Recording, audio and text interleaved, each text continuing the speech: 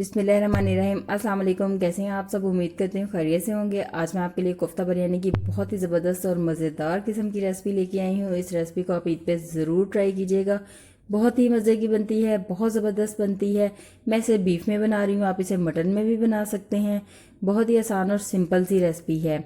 इसके लिए जो चीज़ें चाहिए उसमें मैंने बीफ लिया है बोनलेस आधा किलो, प्याज लिया है छोटे साइज़ का जिसे मोटा मोटा सा काट लिया है, लहसुन अदरक मोटा मोटा कुटा हुआ लिया है 1 खाने का चम्मच, 4 से 5 सब्ज़ मिर्चें ली हैं साबित, नमक लिया है आधा चाय का चम्मच, सुरख मिर्च पिसी हुई ली है आधा चाय का चम्मच, काली मिर्च पिसी हुई ली है 1/4 चाय का चम्मच, गरम मसाला लिया है 1/4 चाय का चम्मच, कच्चे पपीते का पाउडर लिया है आधा चाय का चम्मच, एक छोटे साइज़ का अंडा लिया है।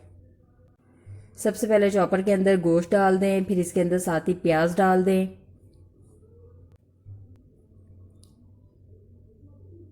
लहसुन अदरक मोटा कुटा हुआ डाल दें, आप काट के भी डाल सकते हैं। सब्ज़ मिर्चें भी डाल दें, नमक डाल दें, सुरख मिर्च डाल दें, काली मिर्च डाल दें, गरम मसाला डाल दें, पपीते का पाउडर डाल दें। चॉपर को बंद कर लें और इसे बहुत अच्छी तरह से पीस लें कि ये सारी चीज़ें यकजान हो जाएं। बहुत अच्छी तरह से सारे मसाले को मैंने पीस लिया है। गोश्त के अंदर सारे मसाले बहुत अच्छी तरह से मिक्स हो गए हैं, चीज़ें बिल्कुल यकजान हो गई हैं। इसे किसी बाउल में निकाल लें और इसके अंदर अंडा डाल दें। अंडा डालने के बाद इसको बहुत अच्छी तरह से मिक्स कर लें। अगर आप अंडा पसंद नहीं करते तो आप अंडे को स्किप भी कर सकते हैं। अच्छी तरह से मिक्सिंग कर ली है। कोफ्ते का मिक्सचर हमारा रेडी है। यहाँ पे थोड़ा सा मिक्सचर हाथ पे लें और इसकी बॉल्स बना लें। बॉल्स का साइज़ आप अपनी मर्ज़ी से रख सकते हैं, चाहे छोटा रख लें चाहे बड़ा रख लें, जिस तरह का साइज़ आपको पसंद हो उतना आप रख लें और इसकी बॉल्स बना लें। कोफ्ता बॉल सारी मैंने बना ली हैं, इसे बना के साइड पे रख लें। अब हम मसाले की तैयारी करते हैं। इसके लिए 3 प्याज लिए हैं जिसे मैंने स्लाइसिस में काट लिया है।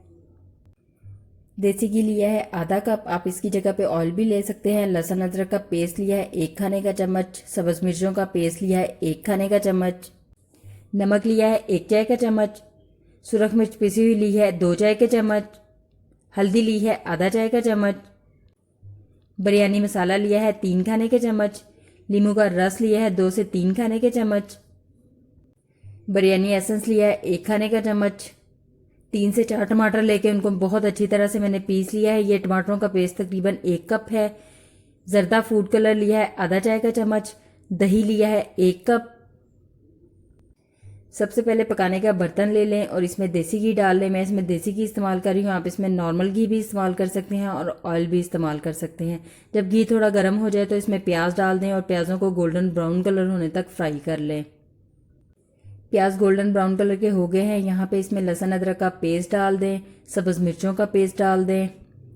इनको अच्छी तरह से मिक्स कर लें और थोड़ा फ्राई कर लें कि लहसुन अदरक की स्मेल ख़त्म हो जाए। अब यहाँ पे इसमें टमाटरों का पेस्ट भी डाल दें, अच्छे से मिक्स कर लें। इसको कवर करके इतना पकाएंगे टमाटरों का पानी बिल्कुल खुश्क हो जाए। टमाटरों का पानी बिल्कुल खुश्क हो चुका है। अब यहाँ पे हम इसमें बाकी के मसाले डालेंगे। सबसे पहले नमक डाल दें, सुरख मिर्च डाल दें,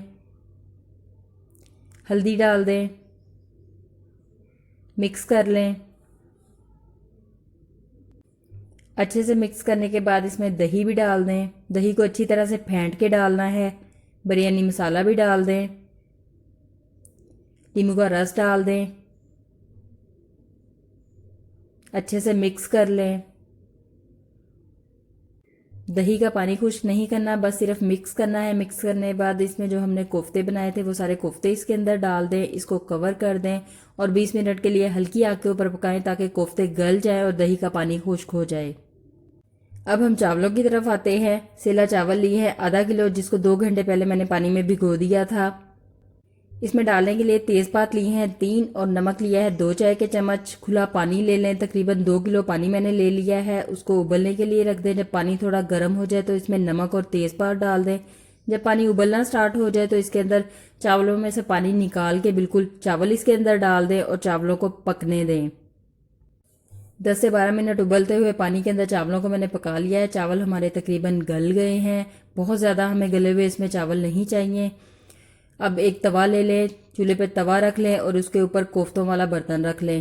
کوفتے ہمارے گل چکے ہیں, دہی کا پانی بھی بالکل خشک ہو چکا ہے. یہاں پہ اب اس کے اندر ابلے ہوئے چاول ان میں سے پانی نکال کے وہ چاول اس کے اوپر ڈال دیں. سارے چاول میں نے ڈال دیے ہیں. اب اس کے اوپر بریانی ایسنس ڈال دیں. اگر آپ کے پاس بریانی ایسنس نہ ہو تو اسے سکپ کر دیں. زردے کا کلر خشک ہی میں نے اس کے اوپر ڈال دیا ہے, پانی میں مکس کر کے بھی ڈال سکتے ہیں. اس کو کور کر دیں. 12 سے 15 منٹ کے لیے ہلکی آگ کے اوپر دم دے دیں تاکہ ہمارے چاول اچھے سے پھول جائیں. 15 منٹ ہو چکے ہیں, دم ہمارا آ چکا ہے. یہاں پہ بہت ہلکے ہاتھوں کے ساتھ چاولوں کو مسالے کے ساتھ مکس کر لیں. ہلکے ہاتھوں کے ساتھ بہت اچھے سے مکس کر لیا ہے میں نے. کوفتہ بریانی ہماری ریڈی ہے. بہت ہی زبردست اور مزے کی بنی ہے. اس ریسپی کو آپ عید پہ ضرور ٹرائی کیجیے گا. اس کے ساتھ ساتھ میرے چینل کو وزٹ بھی کر لیں تاکہ آپ کو میری اس طرح کے آسان مزے کی اور بھی ریسپیز مل جائے. میرا دوسرا چینل ہے دیسی فوڈ وتھ شازیہ, اس کا لنک ڈسکرپشن میں ہے, اس کو بھی چیک کر لیں. میری ویڈیوز کو اپنے فرینڈز کے ساتھ, اپنی فیملی کے ساتھ شیئر کر دیں. ملتے ہیں پھر کسی نئی ویڈیو میں کسی نئی ریسپی کے ساتھ. اپنا خیال رکھیے گا. اللہ حافظ.